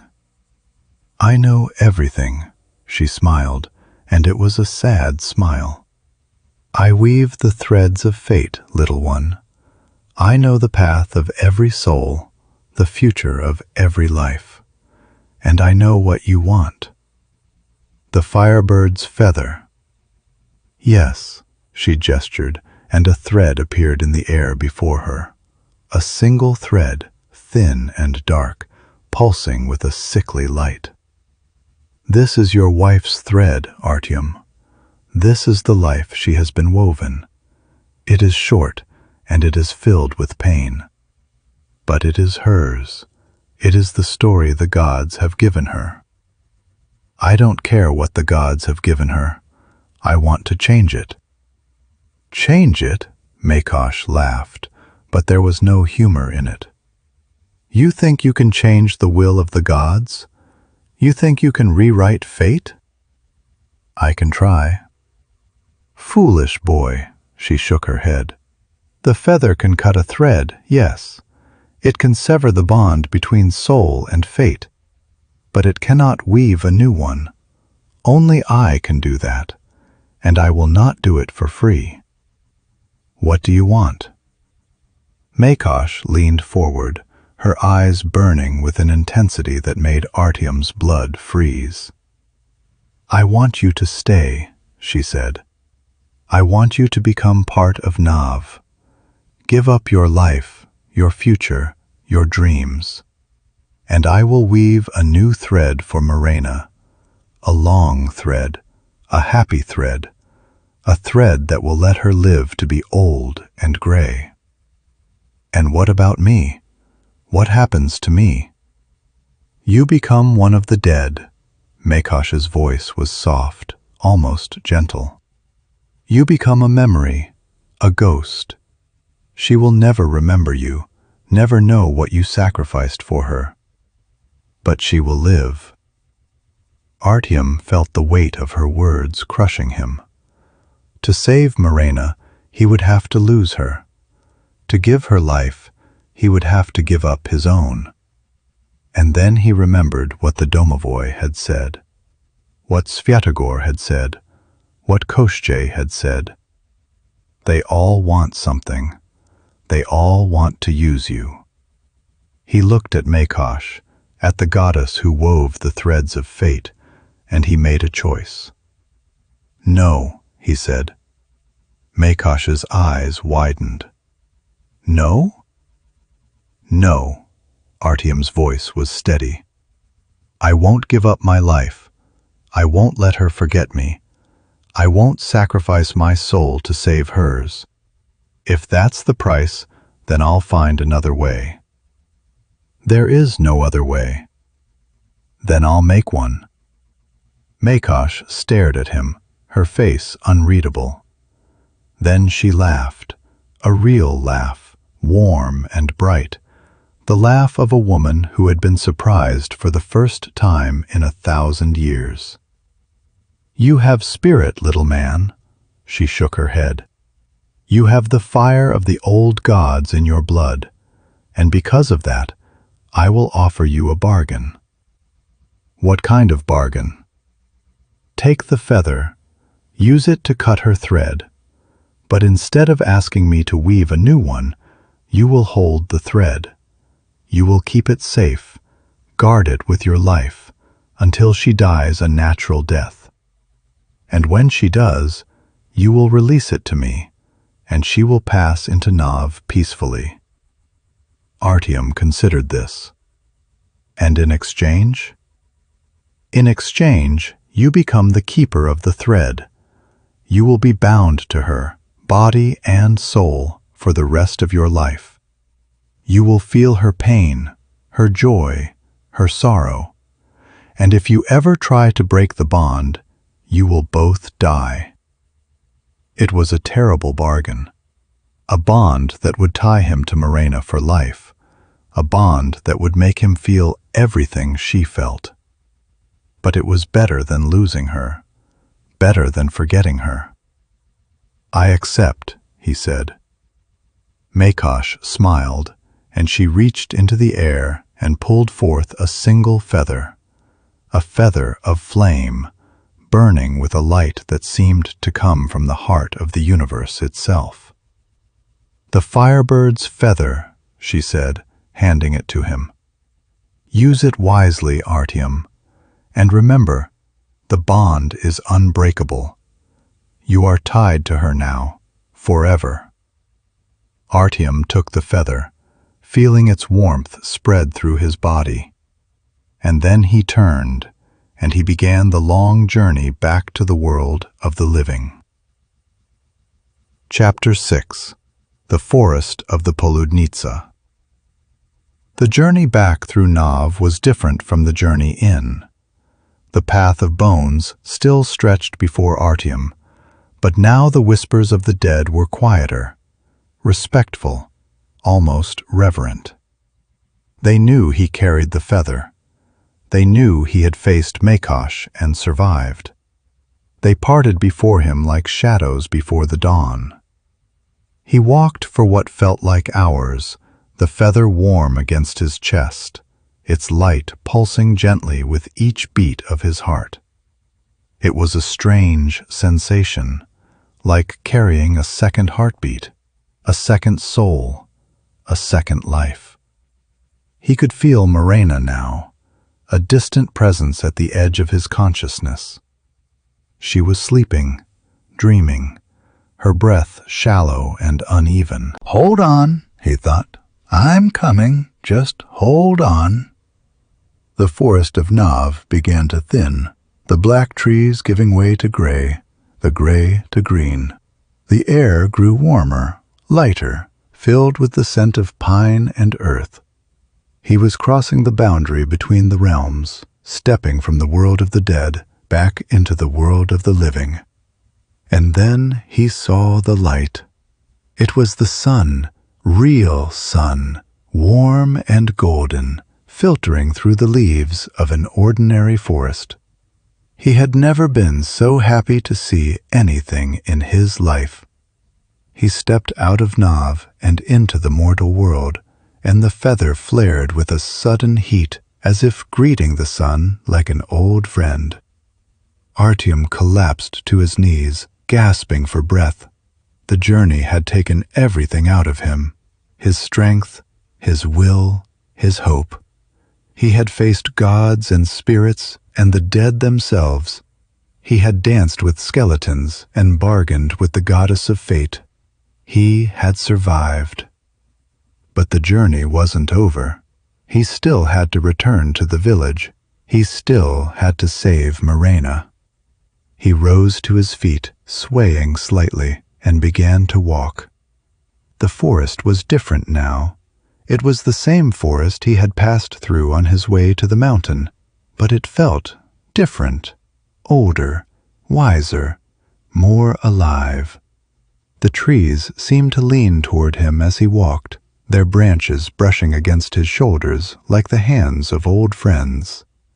The birds sang songs he had never heard before, melodies that seemed to speak of ancient things. He walked for hours, following the path that had led him to Nav. The sun moved across the sky, and he realized with a start that he had been gone for days, maybe weeks. Time worked differently in the realms of the dead. What had felt like hours in Nav might have been an eternity in the mortal world. He quickened his pace. Marena might already be dead. She might be gone, her thread severed, her soul lost to the void. No, he told himself. No, I would have felt it. I would have felt her thread snap. He was bound to her now, tied by the bargain he had made with Makosh. He would know if she died. He would feel it in his bones, in his blood, in the very depths of his soul. She was still alive. She had to be. He reached the edge of the forest as dusk was falling. The village lay before him, small and quiet, its wooden houses huddled together against the cold. Smoke rose from the chimneys, and he could see the flicker of candles in the windows. Home. He was home.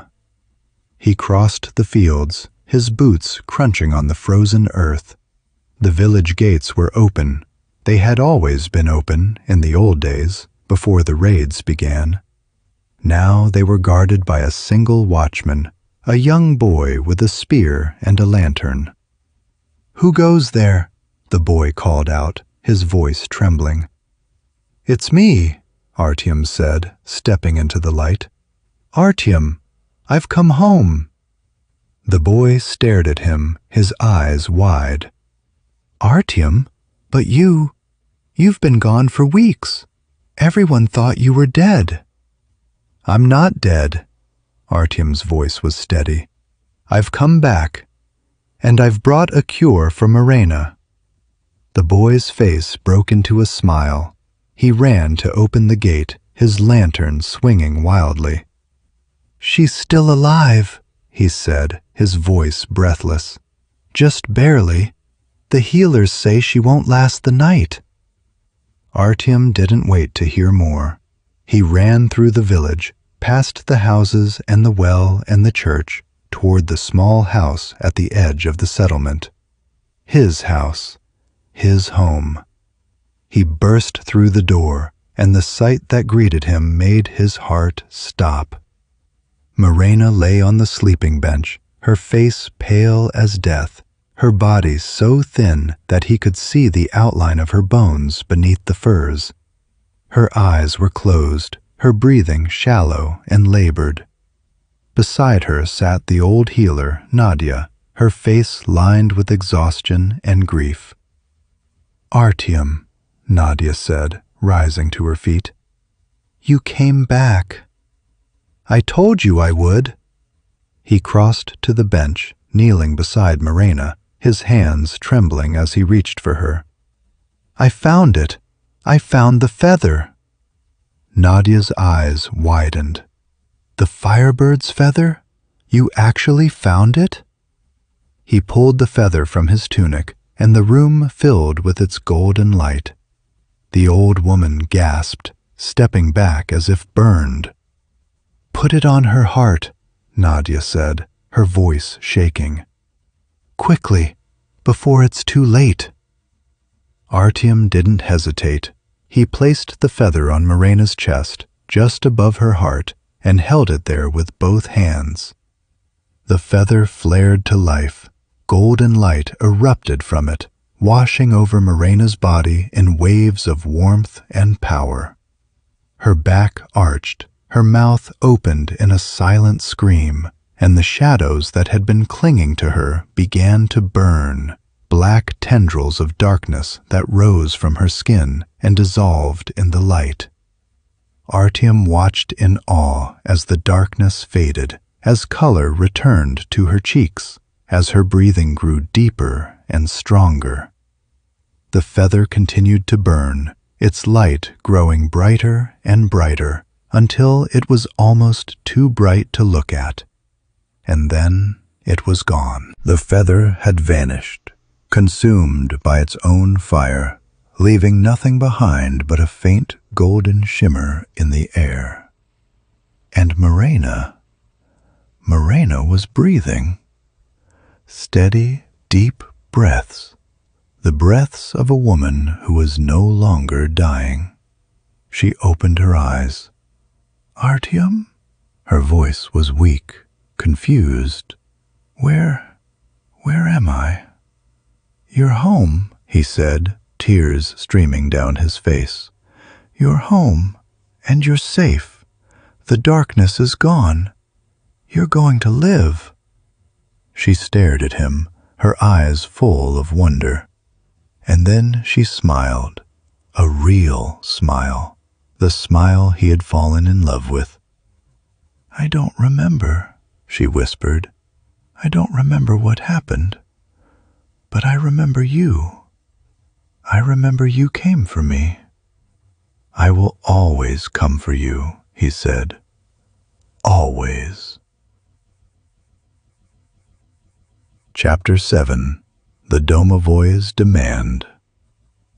The days that followed were a blur of joy and exhaustion.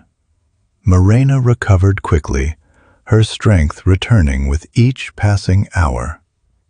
The villagers gathered to celebrate her survival, bringing food and drink and offering prayers of thanks. Even Father Mikhail came, grudgingly, to bless her and to glare at Artyom with suspicion. "God works in mysterious ways," the priest said, "but I do not believe he works through pagan magic. What did you do, Artyom? What did you bring back from the forest?" "Nothing," Artyom said. "I brought back nothing but hope, and a prayer that you would leave me alone." Father Mikhail's face reddened, but he said nothing. He turned and walked away, his cassock swishing behind him.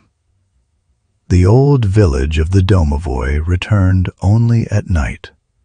Artyom was alone in the house, Marena finally resting after a long day of celebration. He sat by the hearth, staring into the embers, when he heard the familiar rasp. "You're back, boy." He turned, and there was the Domovoi, crouched in the corner like a shadow made flesh. His eyes gleamed with hunger and anger. "I've come to collect," the spirit said. "You broke your oath. You promised me your memories, but you still remember her. You feel the bond. You didn't pay your price. Artyom rose slowly, his body tensed. I'm not giving you my memories, he said. I made a different deal, a better one. I'm bound to her now, body and soul. The memories are part of that bond.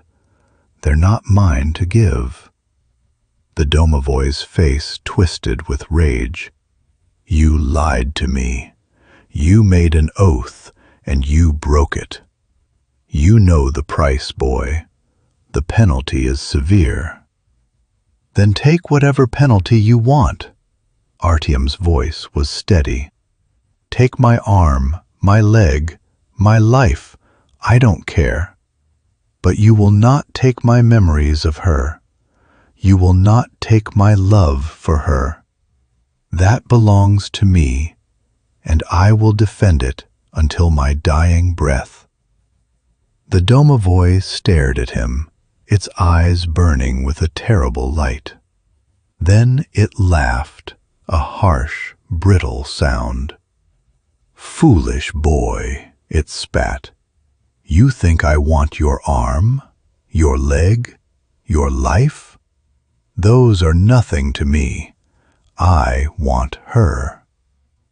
Artyom's blood froze. What do you mean? She is pure now, your Marena. The darkness has been burned out of her. Her thread has been restored. She shines like a candle in the dark, bright and beautiful. The Domovoi's voice dropped to a whisper. I want to feed on her light. I want to siphon her energy, drain her slowly, make her mine. And you, boy, you will help me, because if you don't, I'll take her. I'll take her and I'll hide her away in Nav, where no mortal can ever find her. Artyom felt a rage building inside him that he had never felt before. It was a cold rage, a controlled rage, the rage of a man who had been pushed too far. You're not taking anyone, he said. You're leaving, now. And if you ever try to harm her, I will come back to Nav. I will find Makosh. I will make her give me the Firebird's feather again, and I will burn you out of existence. The Domovoi's eyes widened. You wouldn't. Try me. For a long moment the spirit stared at him. Then it began to laugh, a high, shrieking laugh that echoed through the house. You've changed, boy, it said. You've become something else, something dangerous. It began to fade, dissolving into the shadows. I won't forget this. I will be watching, and when you least expect it, I will have my revenge. And then it was gone, leaving Artyom alone with the dying embers of the fire. He didn't sleep that night. He sat by the hearth, his eyes fixed on the shadows, waiting for the Domovoi to return. But it didn't come. The night passed in silence, broken only by the sound of Marena's breathing. When dawn broke, he went to her. She was awake, sitting up in bed, her face flushed with health and color. She smiled when she saw him, and his heart leaped. You were up all night, she said. I could hear you pacing. I couldn't sleep, too much to think about. She reached out and took his hand. Tell me what happened, she said. Tell me about the feather, about the journey. I want to know everything. And so he told her.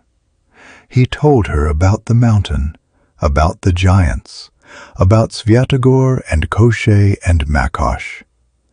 He told her about the dance with the dead, the bargain with the goddess, the bond that now tied them together. When he finished, she was silent for a long time. Then she leaned forward and kissed him, a soft, gentle kiss that tasted of tears. "I don't remember it," she said. "I don't remember the darkness, or the sickness, or anything that happened. But I remember you." She touched his face, her fingers tracing the lines of exhaustion and fear that had etched themselves into his skin. "I remember you came for me. I remember you saved me." "I will always save you," he said, "no matter what it takes." "Then don't ever leave me again," she whispered. "Promise me. Promise me you'll stay." "Promise," he said. In the days that followed, the Domovoi did not return. But Artyom knew it was still out there, waiting, watching. He began to sleep with his sword beside the bed. He began to check the shadows before he entered a room. He began to see threats everywhere, in the rustle of the wind, in the creak of the floorboards, in the darkness that gathered at the edge of his vision. Marena noticed. She could feel his fear through the bond, feel the tension that coiled in his muscles like a snake waiting to strike. "You can't live like this," she said one night, as they lay together in the darkness. "You can't let him control you." "I'm not letting him control me. I'm just being careful." "You're being paranoid." She turned to face him, her eyes searching his in the dim light. "He's gone, Artyom. He left. And even if he comes back, we'll face him together. But you can't keep fighting shadows. You'll exhaust yourself to death." He wanted to argue, but he knew she was right. He couldn't keep living like this. The Domovoi had poisoned his peace, filled his mind with fear and doubt. But he could beat it. He would beat it. "Come with me tomorrow," he said, "to the forge. I have an idea." Chapter 8. The Forging of the Plow. The forge was cold when they arrived. It had been weeks since Artyom had worked there, weeks since the hammer had rung out against the anvil. The fire had long since died, the coals gray and lifeless. But Artyom knew how to bring it back to life. He built the fire with practiced ease, stacking the wood carefully, laying the coals in a bed of ash. Then he struck the flint, and the flame caught, and the forge began to wake. "What are we doing here?" Marena asked. She stood in the doorway, wrapped in her warmest furs, watching him with curious eyes. "I'm going to make something," he said. "Something that will protect us. The Domovoi is a creature of the old magic, bound by the old rules. If I make something with my own hands, something pure, something strong, it might be able to ward him off." "And what are you going to make?" He paused, the hammer in his hand. "I'm going to forge a plowshare," he said, "a blade for the fields, a tool of life, not death. The old stories say that iron forged for peace is stronger than iron forged for war. And if I use the hammer Svarog blessed, if I forge it with the old prayers, it might just work." He set to work, and Marena watched. The fire grew hot, the metal began to glow, and Artyom began to forge. He worked with a rhythm that felt almost like dancing, the hammer rising and falling, the metal shaping beneath his hands, the sparks flying like fireflies in the dark. He spoke the old prayers as he worked, the words his father had taught him, the words the smiths of old had whispered in their forges. Svarog, smith of heaven, guide my hands.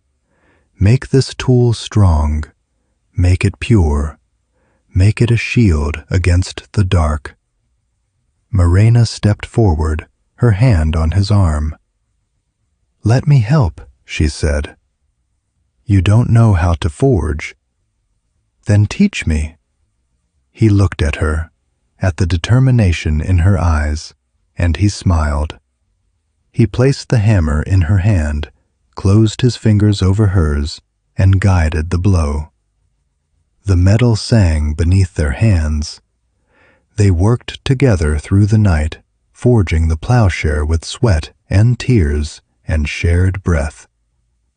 The fire burned bright, the metal glowed, and the shape began to emerge. A simple blade, practical and plain, but infused with something more than just iron. When dawn broke, the plowshare was finished. Artyom held it in his hands, feeling its weight, its warmth. It was not a weapon, it was not a sword or a spear, but it was his, forged with his own hands and the hands of the woman he loved. I feel something, Marena said, her eyes wide. A warmth, a presence. Is it working? He pressed the plowshare to his chest, and the warmth spread through him like a blessing. He felt the Domovoi's presence, distant, watching, and he felt it recoil as if burned. Yes, he said, smiling. It's working. The Domovoi never returned. Artyom placed the plowshare above the door of their house, embedded in the wood like a talisman, and from that day forward the shadows in the corners stayed quiet. The creaking of the floorboards became just the creaking of old wood. The whispers in the night faded to silence. The village began to rebuild. The church stood empty, its priest growing quieter and more withdrawn.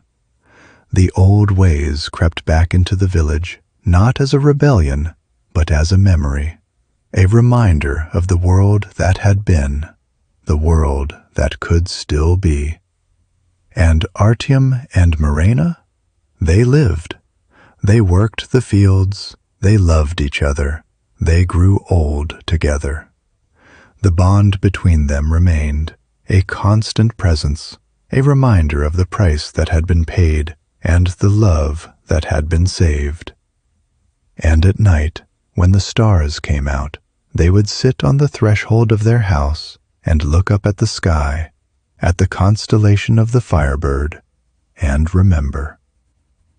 The end. But the tale does not end here. The adventures of Artyom and Marena continue in Book 2, The Thread of Destiny, where a new threat emerges from the shadows, and the couple must face the consequences of the bonds they have forged. Author's Note.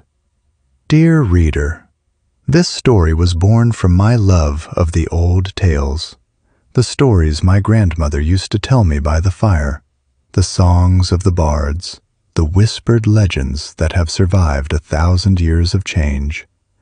It is a story of love and loss, of sacrifice and redemption, of the power of choice in a world that seems determined to take that choice away. The world of the last Perun is my homage to the Slavic folklore that shaped my youth. In it, I have tried to capture the wonder, the terror, and the beauty of a world where the gods still walk among men, where magic is as real as the air we breathe, and where love can conquer even the darkness of fate itself. I hope you have enjoyed this first book. The journey is far from over.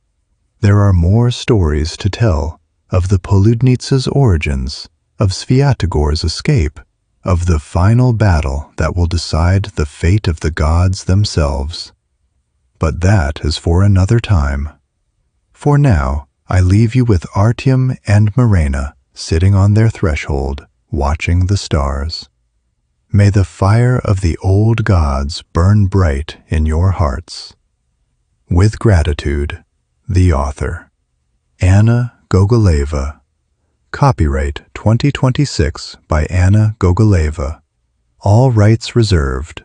No part of this book may be reproduced, stored in a retrieval system, or transmitted in any form or by any means, electronic, mechanical, photocopying, recording, or otherwise, without the prior written permission of the author and publisher, except for the use of brief quotations in a book review. This book is a work of fiction. Names, characters, places, and incidents are either the product of the author's imagination or are used fictitiously. Any resemblance to actual persons, living or dead, events, or locales is entirely coincidental. The Slavic mythological figures, gods, and spirits depicted in this book are drawn from historical folklore and legend. While every effort has been made to honor their cultural and historical significance, this is a work of creative interpretation and should not be considered an authoritative source on Slavic mythology or history.